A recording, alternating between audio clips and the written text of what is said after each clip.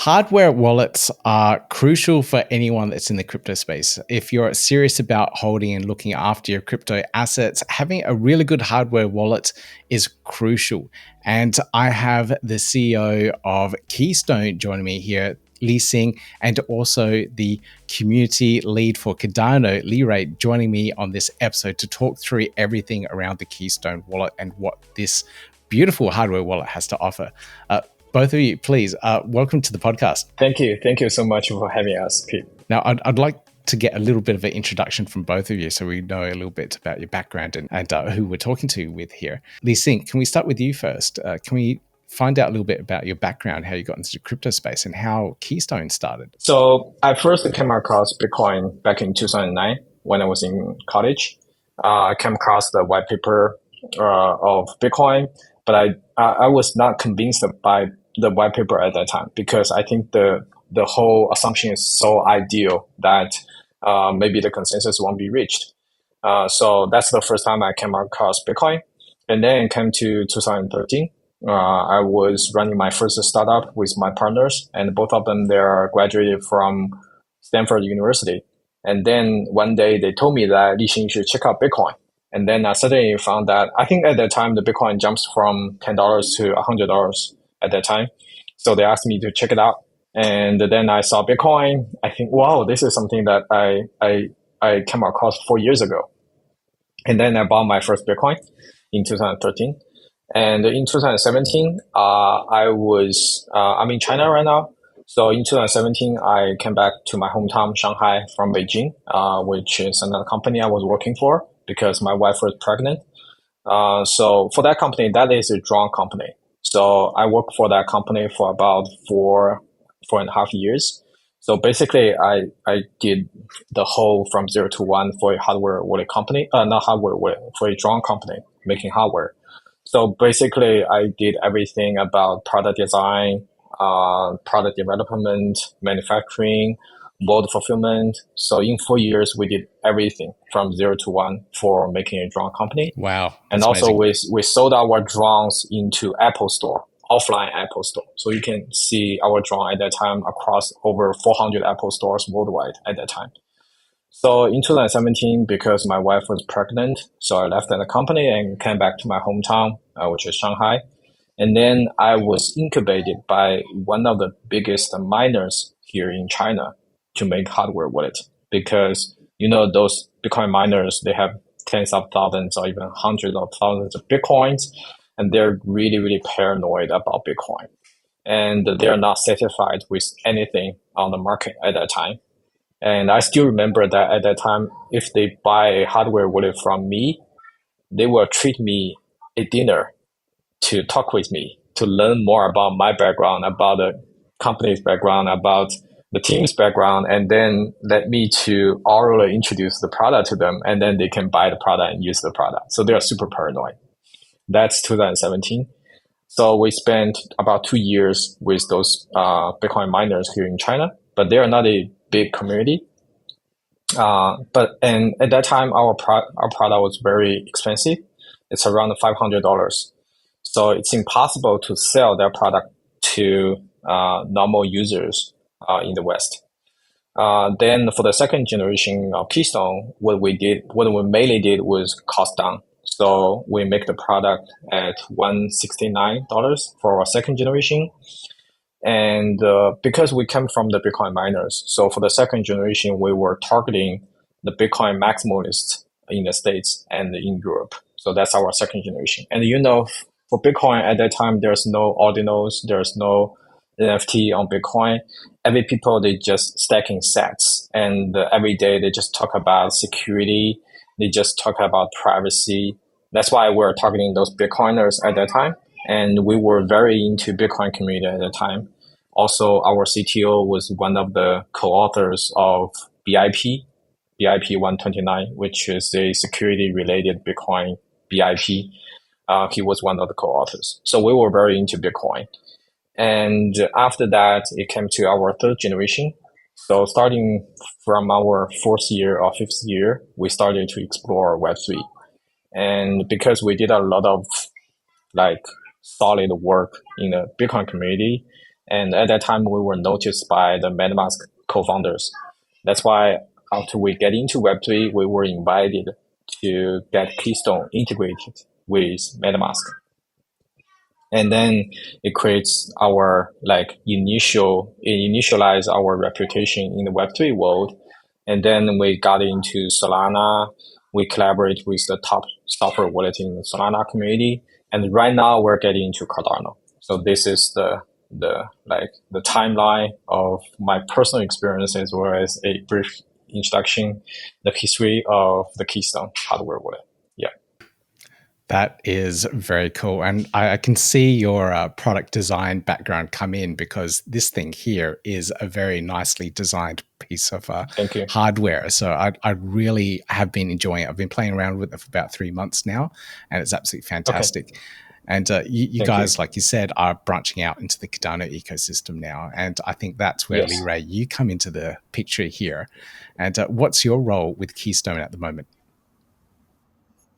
Currently, I'm working as the community lead for Cardano's ecosystem. And back in 2022, I started my journey with Keystone. And in this place, it's always full of fun. And Lixin is kind enough to provide me with the opportunity to getting more engaged with the community. And he asked me to be the lead of the Cardano ecosystem, which I really appreciated a lot. And I had many fun with the people in the industry a lot here. Yeah, I can see that there's a few more integrations coming into play in the Cardano ecosystem at the moment, which I'm really excited about. But we'll talk about that in a moment as well. But for people that don't have these hardware wallets and they're just using the software ones, can we talk about some key differences here that people need to know about, and why it's important to get these hardware wallets? So I think the biggest key difference of using hardware wallet versus using a software wallet solely, the key difference here is that if you're using a hardware wallet, you're trying to isolate your private keys or isolate your recovery phrase from your mobile phone or your laptop to a hardware wallet. Because nowadays we know that for a mobile phone, a very crucial example was like 2 years ago or 3 years ago, in the Solana community, there's a big software wallet called Slope. And for that, which is a closed source software wallet, and that software wallet, the developers, they upload users' recovery phrase to a cloud service, which sounds like ridiculous, but this is something happened in a very immature industry. It's very common. I think also if you're using, for example, if you're using your laptop, we know the recent accident on Windows. So anything can happen on your laptop if it's a complicated system, right? So using a hardware wallet means that you are removing, because we have the model that not your keys, not your coin. So if you put your precious keys in your laptop and anything happens, who got your private keys, they can move away your crypto assets, all your crypto assets. So that's the reason that we designed this product to allow users to isolate the private key from the device, from their mobile phone or from laptop. And to use this device, it's also very intuitive. So if you're using a software wallet, you input your recovery phrase or create your recovery phrase on the software wallet. But use a hardware wallet, you create that recovery phrase or import that recovery phrase into your hardware wallet so that the private keys are kept in the hardware wallet.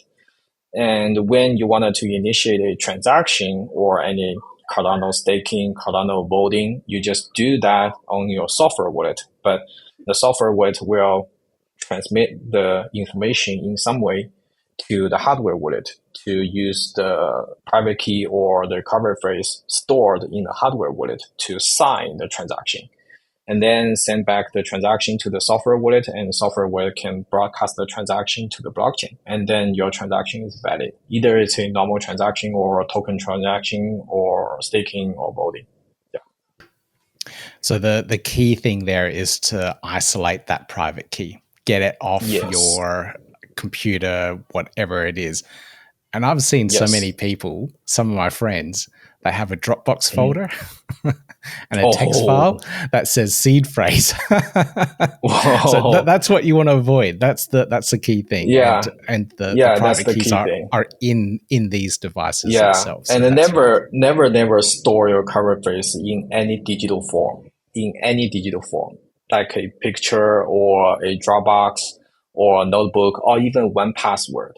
Because some of the password management tools, they have like vulnerabilities in them. And I think a few weeks ago, the second biggest password manager, aside from 1Password, they have some serious vulnerability in their product. So never store your recovery phrase in any digital form. So this is very important for everyone in this industry. Yeah, we're getting some really good security tips and good practices here, especially when you come into the crypto space. Now, I'd love to know what the difference is between the different hardware wallets that we got. So I've got a few now. So I've got this old Nano. I've got this beautiful little Tangem card here. I find that one quite useful. So what is the difference between those hardware wallets and the Keystone? Okay, so I think most of the Cardano users, they are using either Keystone, Ledger, or Tangem. The first I want to compare, so we can take, I don't have Tangem at hand, so I only have Keystone and Ledger here. So first we can compare these two devices with Tangem. So for Tangem does isolate your private key and your recovery phrase from your mobile phone. But the problem, the most key, I'm not saying Tangem is not good. Tangem is fulfilling some like user needs, which is isolate the private key from the mobile phone, which is kind of improvement for your security because you no longer put your recovery phrase in your mobile phone. But the key issue here, or the key risk here on Tangem, is that there's no screen on Tangem, which means that you cannot verify your transaction on Tangem. This is kind of risky because one of the most ultimate assumption of using a hardware wallet is that I'm assuming my software wallet is not safe, right? Or my mobile phone is not safe. That's why I'm using a hardware wallet. If you're assuming your software wallet or your mobile phone is not safe, then you should be able to verify your transaction on a hardware wallet in case a malicious transaction is sent to your hardware wallet and you just blindly, like close your eyes and sign the transaction and then your assets will move away. Again, I'm not saying Tangem is not doing something good. They are doing something good. They're like I think they're doing some small steps of improving the security, which is isolate the private keys. But again, just like I said, if you're using hardware wallet, you should assume that your software wallet is not safe enough or your mobile phone is not safe enough. And then you should confirm your transaction with a screen on a hardware wallet. If we talk about a hardware wallet with a screen, then it comes to Ledger and Keystone. So for these two devices, I think from form factor wise, it's pretty obvious that Keystone comes with a 4-inch touchscreen, and the Ledger has a only small screen, and you need to smash the buttons to like check the information on this small screen. So why we like spend a lot of, and we know that making such a device is much more expensive than making a small device like this. So we spent a lot of effort of developing this and for polish the manufacturing to do cost down. All we want to do is, the reason behind this is that we see user experience is part of the security. So we see in the past like 8 years or 6 years of development of hardware wallet, people are just working on technical security. So isolate the recovery phrase and use the secure element, put the recovery phrase or private key in the secure element to improve security. But very few hardware wallet vendors see security from UX perspective. That's why we have the big touchscreen. We want to make people use Keystone. The UX should be as close as possible to your mobile phone. and then everyone can use a hardware wallet. I have some friends, they use Ledger, and they were so angry about the UX, and they just throw it away. We don't want this happen again on Keystone. That's why we have the big touchscreen. And for UX wise, you can see we also have a fingerprint. By the way, this is a co-branded version of Keystone with MetaMask.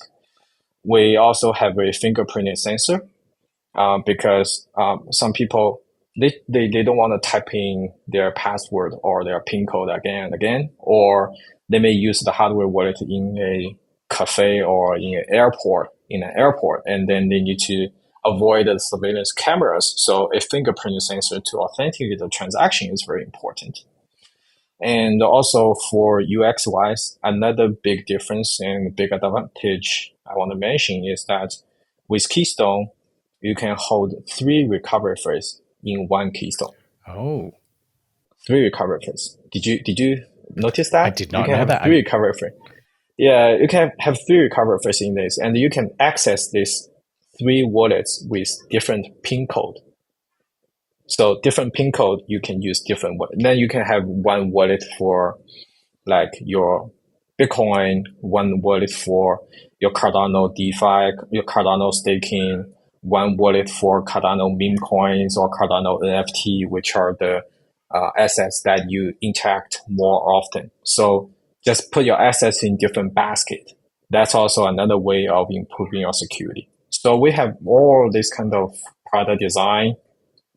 By the way, support multiple seed phrase also means that we will not only support the standard seed phrase by Bitcoin and Ethereum, which is BIP39 recovery phrase, we will also support some specific recovery phrase schemes like for Cardano and also for other blockchains. So natively support recovery phrase for some specific blockchains. So that's also another benefit. So on the UX wise, big screen, fingerprint, and also 3 recovery phrase. These are the like main improvements from Keystone to from Ledger to Keystone. Yeah. I have to say the user experience is very different compared to the Ledger. So a lot of the Cardano community do have Ledger devices, and one of the most annoying things is when you're signing transaction, you're clicking through all those transactions, you're trying to preview the address, you're clicking that button, the address scrolls across the screen, you're trying to look, is it the right address? It's really hard to see. Having that full screen, huge difference. You can see your whole transaction that's happening to verify in one glance. And the other thing here is the QR code. And I love this feature where you can scan it. This is a fully air gap device. You're not plugging in anything. I've got one of the old Ledgers, so I still have to plug it into the USB cable to actually use it. But this air gapped feature within the Keystone, I think, is absolutely brilliant. Can we talk about the scanning of the QR code? What's actually happening here within this process? Yeah, of course. Maybe I can introduce more like background about this feature, why we have this design. So I think you still remember that the first group of our users are the miners here in China.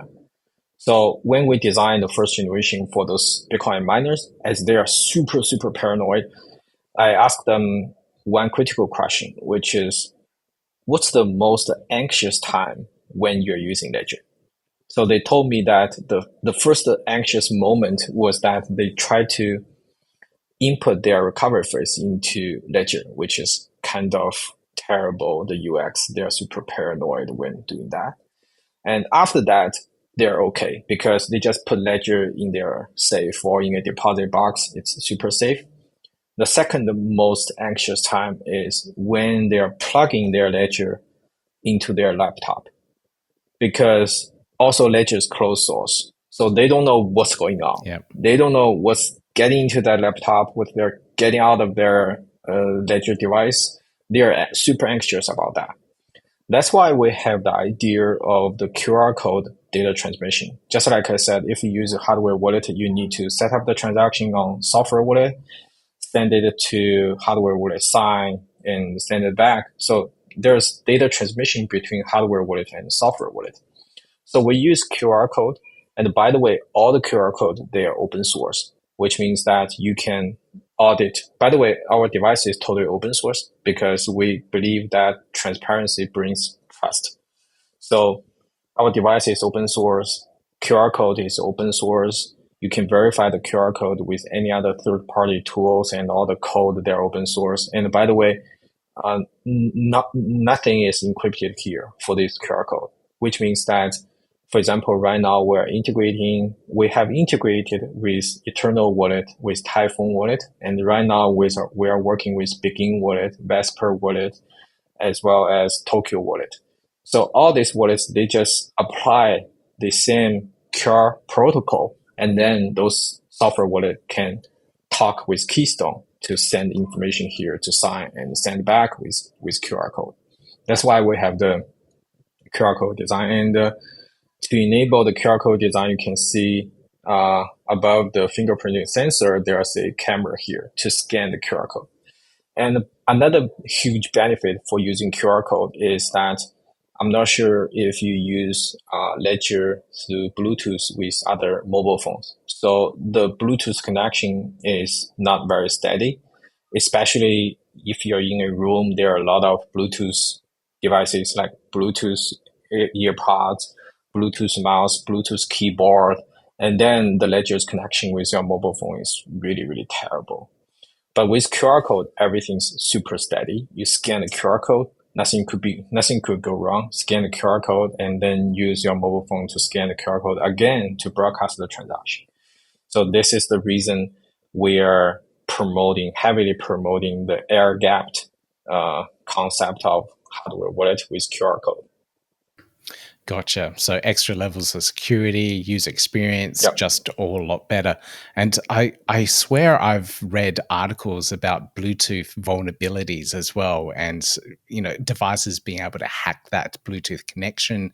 And same with these USB cables, they can put in little Wi-Fi devices at the end of it, which is absolutely crazy. So there are some vulnerabilities with hardware devices. Are there any other vulnerabilities that we should know of, not just with potential Keystone ones for hardware, but like other hardware devices as well? Okay. I think also another advice is that if you buy a hardware wallet, it's better to buy a hardware wallet with secure elements. So if you're new to the crypto space, you may not heard the controversials between Ledger and Trezor. So for Trezor, Trezor is a company established by like original Bitcoin people who are very keen to open source. So the Ledger guys, the Trezor guys, they don't want to use a secure element, which means that they have to close source some part of their code. And then they try to maximize the open source of the device, open source level of the device, so they don't have a secure element. But Ledger, they are closed source, they have a secure element. But the problem for Trezor is that if a hacker can get physical access to your Trezor wallet, and then they can hack your Trezor wallet in about 10 to 15 minutes with the cost about $100 equipment. They can hack your device because there's no secure element there. Ledger has the secure element. So another key thing here to memorize is that if you choose a hardware wallet, you'd better choose something with a secure element. Okay, and what exactly is this secure element? I'm not understanding that piece of the hardware. Okay, so basically, we have CPU in our laptop, right? So for this kind of CPU, or in hardware wallet, we call that main processor, we call that MCU. Either it's a CPU or MCU. That's general purpose processor. General purpose means that it can do a lot of calculation or a lot of like algorithms running there. That's general purpose chips. For secure element, even though we call them element, but these are not like element, but they're chips. They're chips specifically designed for store some secrets and to do some very limited calculations. And they have some special design. For example, there's a sophisticated attack called side channel attack. Side channel attack means they use some needles to attack the chip what is going on okay. in the chip, this kind of like sophisticated attack. But with secure element, it has some kind of protection that you cannot detect those kind of things. But for secure element, the problem of this kind of chips is that they cannot do very complicated calculations. They just do very simple algorithms of cryptographic algorithms, things like that. So usually a normal setup in a hardware wallet is that for Keystone, we do have a like general purpose chip, and we also use secure element to store your recovery phase. And you turn on the device, the secure element will release the private key to the general purpose chip to do all the cryptographic algorithm, to show the addresses, show your transaction on your device. And when it's turned off, it's erased from the general purpose chip. So that Gotcha. if a hacker get your device, they cannot get anything from your general purpose chip, but they need to hack the secure element. And here, another thing worth mentioning is that in Keystone, we have 3 different types of secure element, which means that a hacker needs to hack all of them to get your recovery phase. So it's like like triple the layer of like security compared to using just one secure element. So again, just like I mentioned, because we were like splashed by those Bitcoiners, hardcore Bitcoiners, they're pushing us to the very limit of security and to polish this device. And now we're bringing this device to the Cardano community. This is brilliant. Okay. Now, before we get into the Cardano side of things, which I know everyone wants to know a little bit more about, the open source side of things, I think that's a brilliant approach. And I did look at some of the GitHub repos. It's the hardware is open source, the firmware is open source, the software, everything is open source. But this is a very different approach to the other companies out there, such as Ledger, which is all closed source. We don't know what's going on with that. So how has this worked out for you guys? Like, do you do bug bounties? Have like other developers gone through the code and said, hey, we think we can improve things here for you guys? Have you seen that kind of response and community involvement within making your code open source as well? First, I want to mention, I want to share with you that open source is not simply publish your code. That's not open source. So open source, the first thing about open source is we all know that publish your code to GitHub, right? That's the first thing about open source.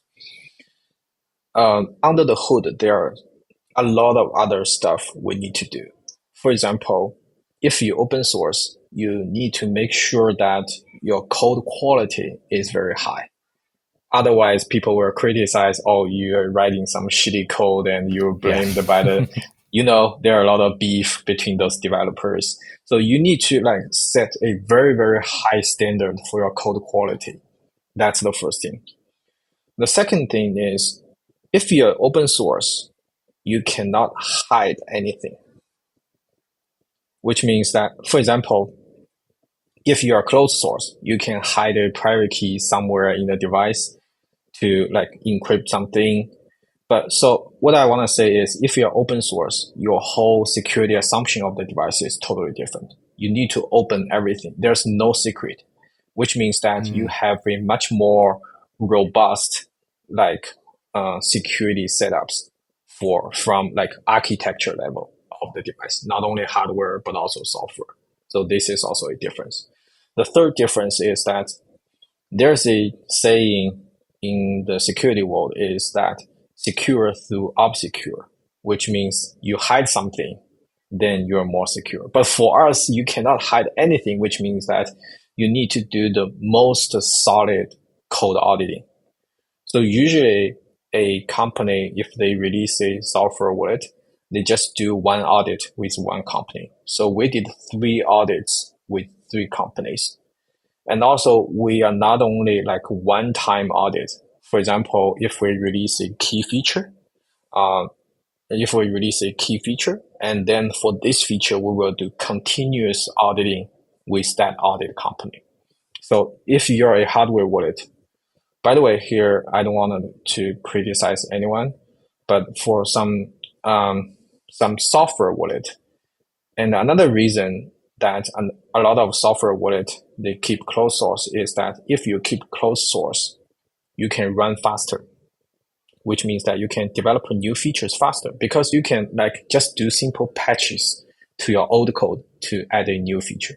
But for us, we're open source, then everything has a much higher standard. So if you're a hardware wallet, if you're open source, if you continuously do code auditing with different companies, and then I'm confident to be interviewed by you that we're introducing this device to the community. Okay, great. I will grab some of those audits off you guys there so that I can present it to the community, put it in the show notes down below. I know going through the code, a lot of people won't understand it, but some of these audits are a little bit easier to read and digest. So seeing these audits and seeing the development progress over the years of Keystone will be absolutely amazing to see.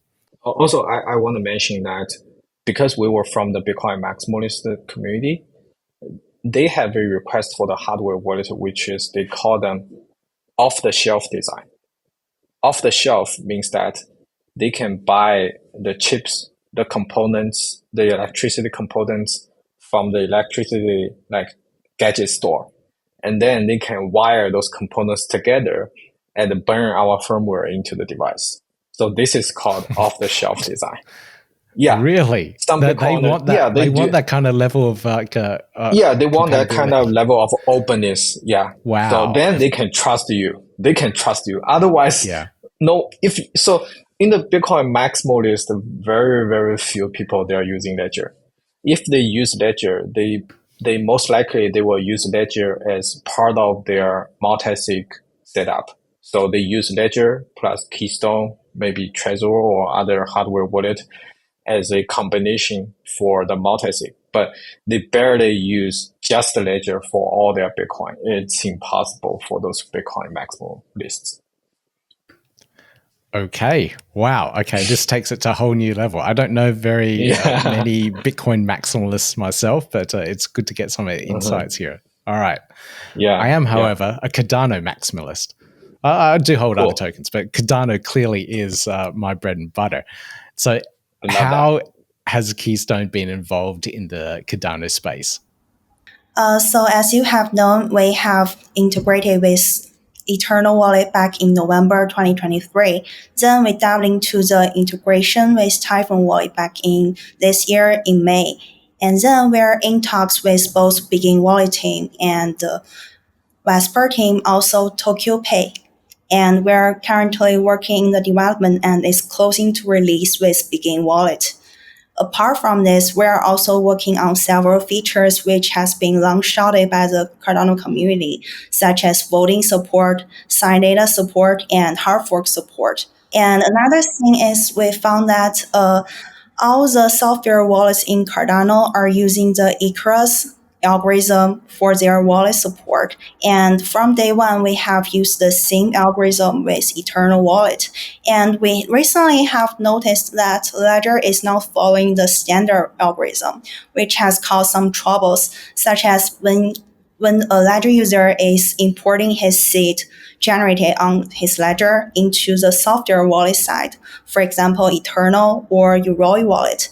And then the user will see that there's zero balance happening in his software wallet.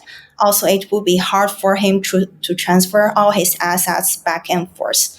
So to provide a better support, we are currently working on Ledger's algorithm to have a better support for all the Cardano users. What? Hang on. You're working on the competition's code to make it a better experience for Cardano? Yes, we have to, because our users basically asked us to do so. All right. Yeah. Okay. That's brilliant. Thank you. Thank you. Yeah, we listen to the community. Yes. We listen to the community as always. Wow. Okay. So we're integrating, we'll have 5 wallets soon. So all the 3 major mobile wallets, which is amazing. I saw on the website Begin Wallet, there was a countdown. So another 6.5 days or so. So really excited about that. The Begin Wallet team have been doing an amazing job recently. So I'm really happy with that. And hard fork support. This is probably a really important one, because if I have a lot of crypto assets on my hardware wallet and the Chang hard fork is coming around and I need to vote on something, that Yes. is really critical. I need to be able to vote on that. And I don't think all the other wallets out there are up to date and ready for that yet. So it's really good to know that you guys have that in the works. And is it close? Like, will that be ready soon, or is it already ready? It's ready on our end, but our partner, Gotcha. like Eternal Wallet, need to develop something to make that work. So we're running really fast. Wow. Okay. Well, thank you for all the hard work there. Is there anything else that we need to know in regards to the Cardano side of things and what Keystone are doing? Yes, definitely. Like, we are currently have a few partnerships. We recently have in contact with ADA handle, which is pretty famous and integrated in Cardano ecosystem. And we may have our partnerships to integrate with ADA handle to provide a more safer and easy to figure support for them. And also we are working with a in-depth support with Begin Wallet, like integrate Begin ID. So apart from this, we also have several things to do, such as Shamir backup supporting Cardano, and we are also looking into Lace Wallet integration. And apart from the product side, we also have many connections with the projects in Cardano. We are currently in talks with team from an MTR, and we are also talking with the Cardano official teams about the Cardano Summit, and we may participate in the summit and looking forward to the sponsorships and see what we can do with others. Also, we have noticed that there's a lot of amazing developers in the team, and also there's many stakeholders and stakeholders. We are currently diving into how we could provide a better support for them and see how we could work together. Really I interesting. think, Peter, it sounds like too good to be true, right? But this is exactly something we're working on. It's a lot of things here that you've got lined up to really dive into the Cardano space. It seems like you guys want to dominate and be the top tier hardware wallet for the Cardano user. Definitely. And we also love the community that I think Cardano is quite different. For example, a lot of people, they are thinking that Cardano is an old blockchain, but we don't think so. This kind of old blockchain usually have a lot of hardcore users. And also, I really appreciate your questions. For example, you're asking secure element, you're asking the UX as a security, this kind of thing. I really appreciate this because I think this is in the very root of Cardano community, which is this community is formed with a lot of hardcore users. And you really care about security. You really care about your experience, about wallet. That's really important. And also one thing I want to mention, we're also diving into Ergo ecosystem. We will pitched by the users to support the Ergo ecosystem. I just had a meeting with Alex, who's the core dev for Ergo this Monday. And he assigned a developer. I think the Ergo ecosystem give a developer some grant to integrate Ergo into Keystone. Yeah, that's also something we're working on. By the way, just to echo Leray a little bit, hopefully we will be the very first hardware wallet that support Cardano handle, ADA handle. Yeah, so that's something happening.